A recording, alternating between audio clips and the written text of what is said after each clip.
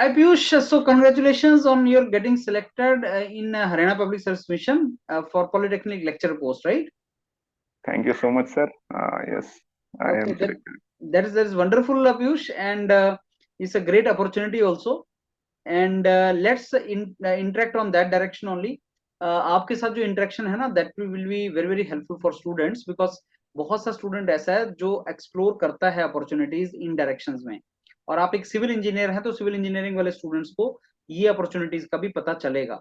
और बहुत सी जॉब्स होती हैं सिविल इंजीनियर्स के पास, लेकिन इन जॉब्स का भी उनको आइडिया होना चाहिए। सो पीयूष, स्टार्ट करते हैं आपकी बैकग्राउंड से। आप हमें बताएं कि आप कहाँ से बिलोंग करते हैं, कुछ अपना फैमिली बैकग्राउंड के बारे में बताएं, और आपकी एकेडमिक जर्नी के बारे में हमें बताएं। ओके। सर, मेरा जो मैं बिलोंग करता हूँ बेसिकली जौनपुर से, उत्तर प्रदेश में पड़ता है ये।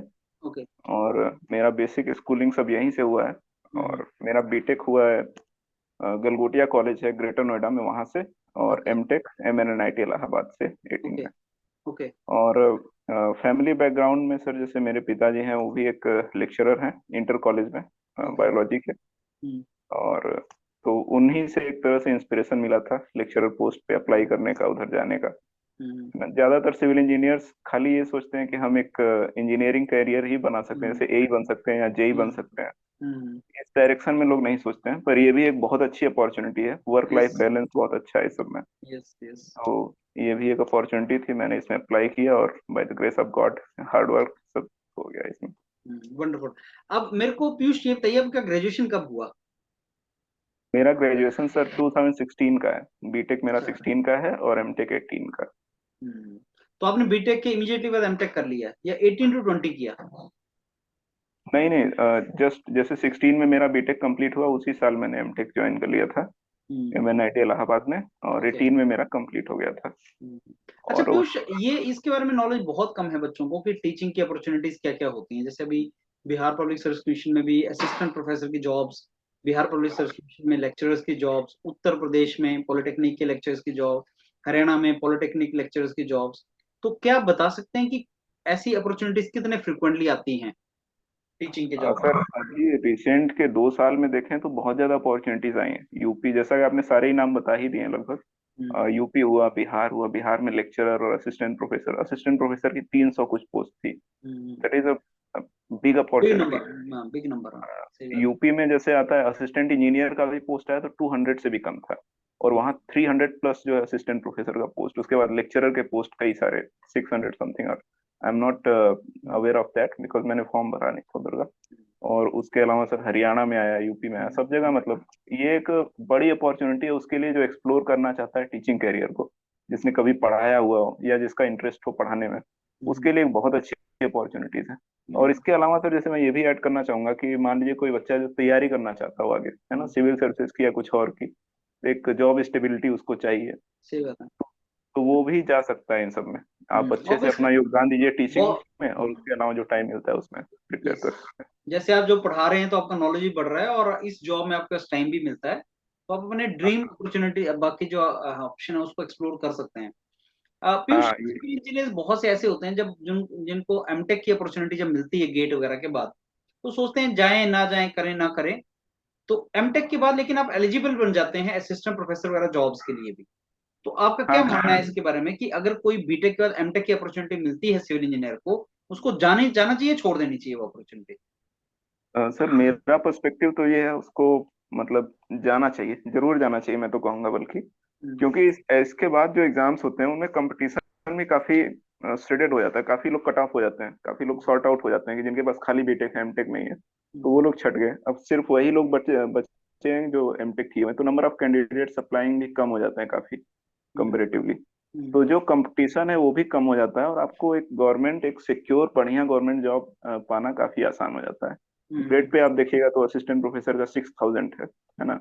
तो किसी में भी टीचिंग का जो ग्रेड पे होता है वो अच्छा होता है टीचिंग जॉब्स का।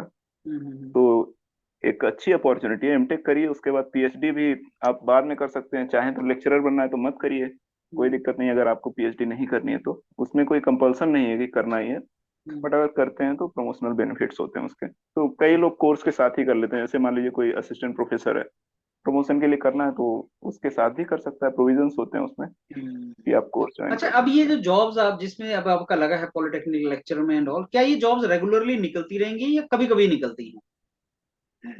सर पहले के समय में ऐसा देखें तो ज्यादातर ऐसी जॉब्स, जैसे यूपी में भी पॉलिटेक्निक की जॉब आई थी, तो हम्म। ये आयोग से नहीं होती थी। इससे पहले कॉलेजेस खुद ही रिक्रूट करते थे, एक ऑटोनोमस बेसिस पे होती थी। Yes yes. और अब जो नया ट्रेंड देखने में आ रहा है कि आयोग इसको रिक्रूट कर रहा है, तो हम्म। अब तो ऑब्वियस सी बात है कि वैकेंसीज तो क्रिएट होंगी ही, तो कुछ टाइम में अपना जॉब जो है साइकिल चलता रहे, जैसे एईज हैं, अलग अलग जॉब्स हैं, हाँ।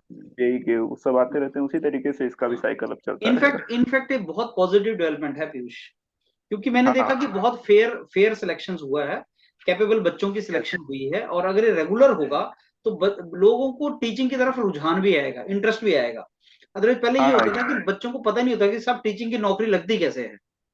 बट मुझे अब खुद नहीं रिटन पता था एग्जाम आ गया, और रिटन एग्जाम तो ऑनेस्टली। कैपेबल बच्चा निकालेगा। इंटरव्यू है, रिटन एग्जाम है, तो ये बहुत अच्छा कर दिया इन्होंने कि जैसे असिस्टेंट इंजीनियर वगैरह का जॉब निकलता था, टीचिंग का भी जॉब वैसे ही निकल रहा है। और मैंने देखा कि बहुत कैपेबल बच्चे, आईआईटी वगैरह के बच्चे सारे वो ट्राई कर रहे थे इसमें आने एंटर करने के लिए। तो ये पॉजिटिव डेवलपमेंट रहेगी अगर ऐसी जॉब्स आती रहे। हाँ सर, काफी अच्छी डेवलपमेंट है इसमें। बहुत सारे मैं भी कई बच्चों को जानता हूँ जो मतलब अच्छे इंस्टीट्यूशन से पढ़े हुए हैं, अच्छे ग्रेड से पास हुए हैं, और वो सब इसमें सेलेक्ट हो रहे हैं। तो ऑब्वियसली एक एजुकेशन का जो लेवल है वो भी इम्प्रूव होगा गवर्नमेंट सही बात है। कॉलेजेस में, गवर्नमेंट इंस्टीट्यूशंस में। तो पीयूष, आप कब इसको, आपकी ज्वाइनिंग कब तक आने के चांस हैं? अभी तो सर ज्वाइनिंग का पता नहीं है उसका। और मेरा एक्चुअली साइमल्टेनियसली कुछ और जॉब्स में निकला हुआ है, जैसे कि जेपीएससी में मुझे आरसीडी मिला है, रोड कंस्ट्रक्शन डिपार्टमेंट। हम्म। तो अभी मैंने डिसाइड नहीं किया था इस तरफ जाने का पूरी तरह से। अभी मुझे सोचना है कि क्या करना है क्या नहीं करना अच्छा। है, पोस्टिंग और इस सब के बीच पे। हम्म। अच्छा, जी आपको क्या तो लगता है कि टीचिंग अगर कोई ज्वाइन करता है तो उसको कैसे करियर अपॉर्चुनिटी ग्रोथ किस तरीके से हो सकता है टीचिंग के अंदर? सर मेरा पर्सनल ओपिनियन ये है कि अगर किसी व्यक्ति को अपने जीवन में ऐसा देखना है कि उसके पास मी टाइम भी रहे, है ना, पढ़ाने के अलावा मतलब कुछ काम रहे, और उसके साथ अपने फैमिली को या अदर चीजों को भी वो टाइम दे पाए, तो it is a best career teaching. और उसके साथ साथ उसको पर्सनल डेवलपमेंट का भी काफी अच्छा अपॉर्चुनिटी मिलता है कि ग्रोथ होता रहेगा समय के साथ। जैसे कि आप पढ़ते रहिए, पढ़ाते रहिए, नई चीजें पता चलती रहेंगी। फर्दर आपको कंपटीशन में कहीं जाना है तो आपके पास समय भी रहेगा, आपके पास एनर्जी रहेगी, टाइम रहेगा, उसको यूटिलाइज करिए, और उसके हिसाब से जो है आप अपना आगे भी तैयारी कर सकते हैं। और एज अ टीचर, जैसे मेरे पिताजी भी रहे हैं, तो उनको भी मैंने देखा है कि पहले टीचर थे, फिर धीरे धीरे अब उनका चयन प्रिंसिपल के पोस्ट पे हो चुका है। तो ये भी होता है कि करियर ग्रोथ भी इसमें अच्छी खासी है, ऐसा नहीं है कि आप वही बन के रह जाइएगा।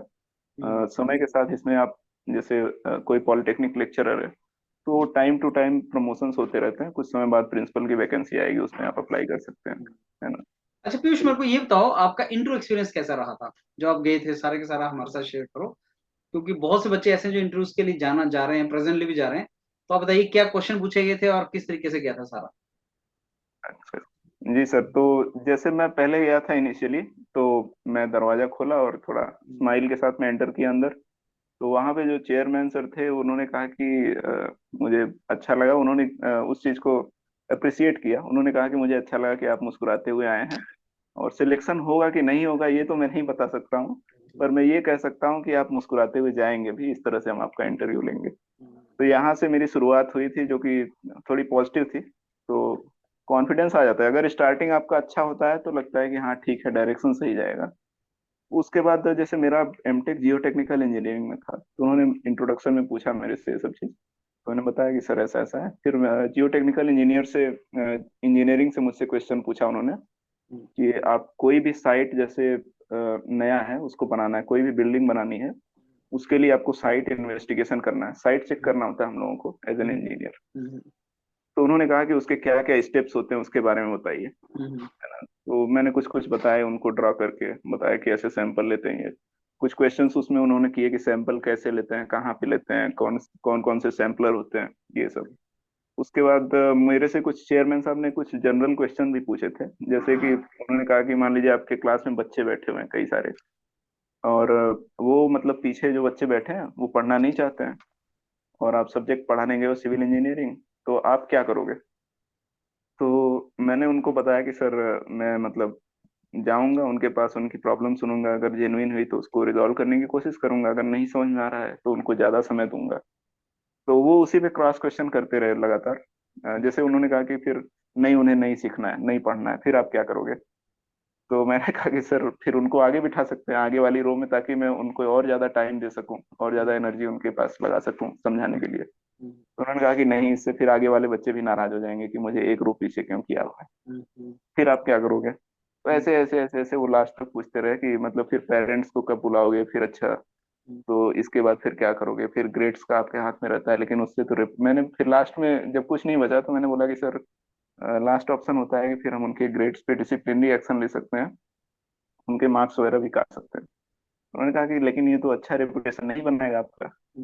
तो मैंने कहा कि सर अगर कोई भी ऑप्शन नहीं बचेगा, वार्निंग में कोई नहीं सुन, फिर तो आई थिंक जा सकते हैं इसके। तो इस तरीके से वो लोग चेक कर रहे थे कि मतलब किस तरीके से ये क्लास में बिहेव करें, तो वो सब एनालाइज कर रहे थे।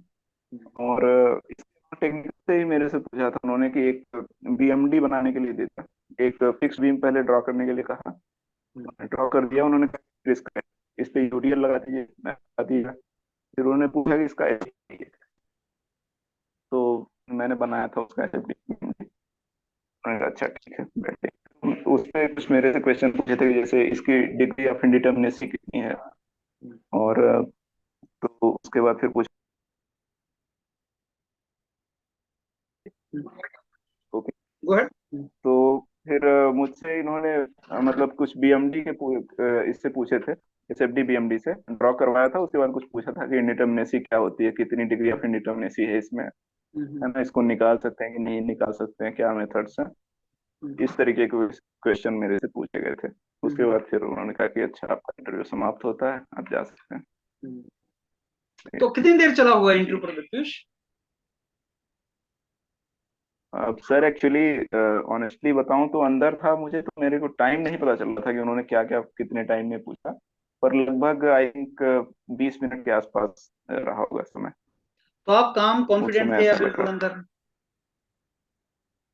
था। शुरू में जब मैं एंट्री कर रहा था, अंदर जा रहा था, तो थोड़ा सा हल्का सा डर था कि किस तरीके का जाएगा, किस तरीके का नहीं। पर जब उन्होंने रिस्पॉन्स दिया इस तरीके का कि ठीक है, अच्छा है, आप बैठ जाइए, और ग्रीटिंग वीटिंग करने के बाद उन्होंने कहा कि अच्छा लगा हमको कि आप मुस्कुराते हुए आए, तो फिर सब कुछ काम हो गया था।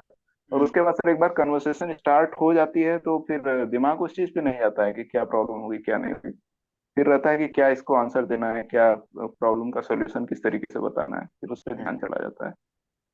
अच्छा पीयूष, आपने वैसे तो सारा कुछ बता दिया है, अब जो स्टूडेंट्स के लिए कुछ लास्ट में आप टिप्स दे सकें, अगर जो बच्चे इंटरव्यूज वगैरह के लिए जाना चाहते हैं, तैयारी करना चाहते हैं, anything you want to advice them? जो अभी इंटरव्यू के लिए अपीयर हो रहे हैं उनको मैं कहूंगा कि अपना जो स्पेशलाइजेशन है, अगर उनका एमटेक किसी भी सब्जेक्ट से होगा से, तो उसकी प्रिपरेशन वो अच्छे से कर लें। क्योंकि जो आप एट द एंड वही बताते हो कि मैंने फिर एमटेक यहाँ से किया, इस सब्जेक्ट में किया, फिर क्वेश्चन वहीं से पिकअप होना स्टार्ट होता है। और उसके अलावा दूसरी चीज है कि कॉन्फिडेंट रहिए। बढ़िया करेंगे आप, आपने पहले से ही रिटर्न निकाला हुआ है तो ऑब्वियसली आप अच्छे कैंडिडेट हैं।